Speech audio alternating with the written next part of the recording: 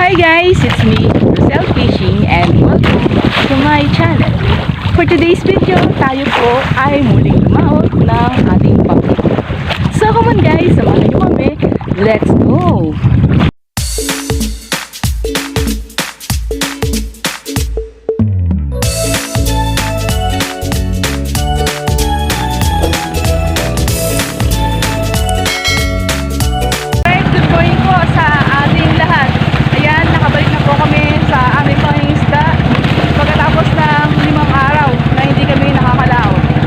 Ang gamit naman natin ngayon ay lambat na panghipon o yung aming 3-fly net. Tawag dito sa amin yan ay 3-ball.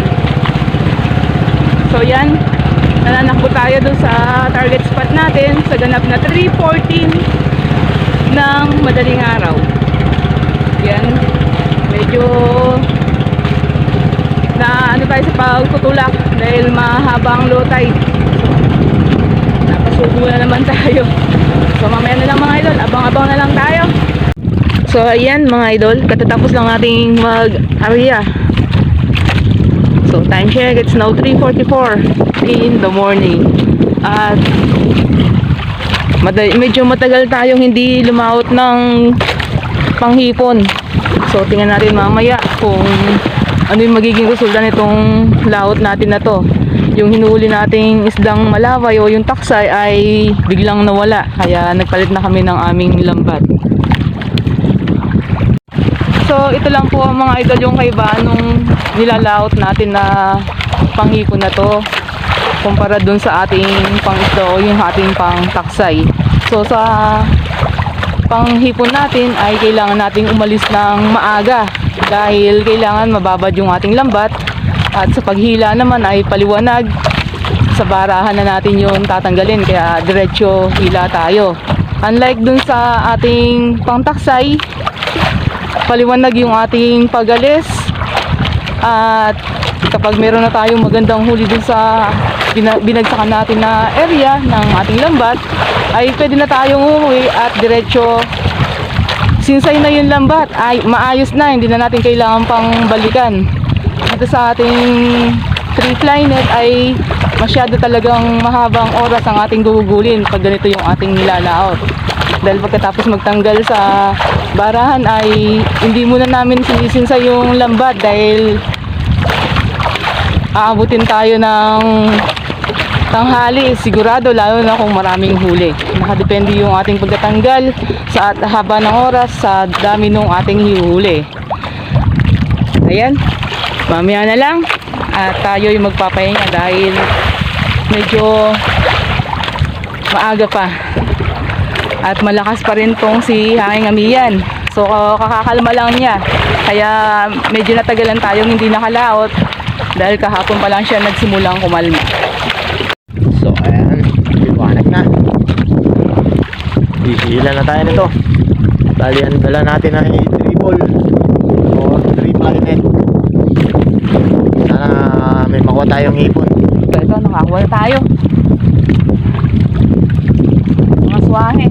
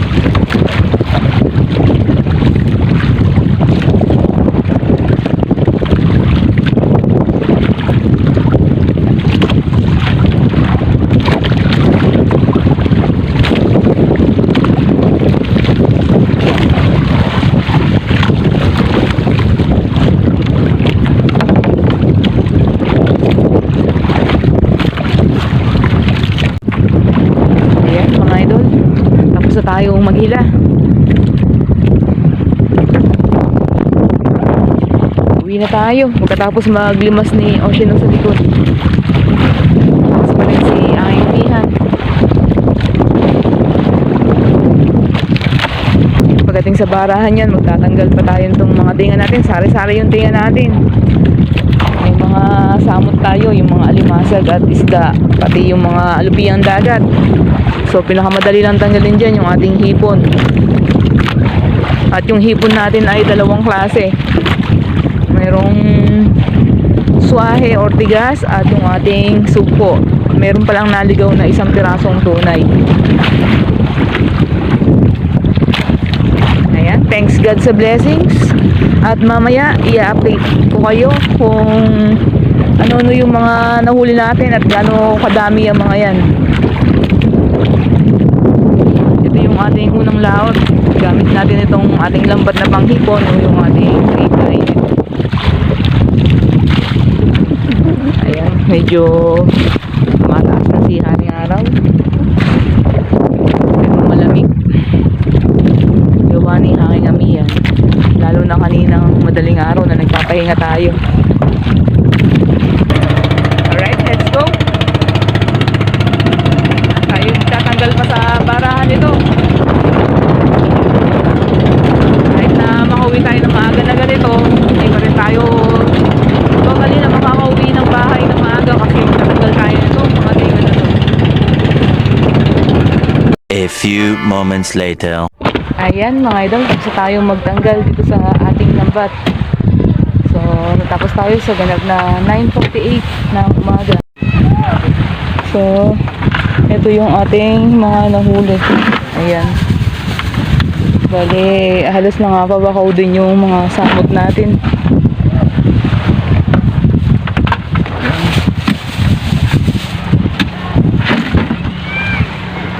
Yan, handa din sa konsignasyon yan. So ito yung natira ay papakilo natin. Dito na sa una eh. So ayan yung ating ipapakilo. Ayan, tingnan natin kung makakailang kilo yan. Na-injure. Bakit? Mag-injure. Oo, sa ano? Sa namin, punta na po. Karamihan pa mga puro. Sumama. Nakatatlong sabit tayo sa ating mga nahuli sa araw na ito. Hindi na.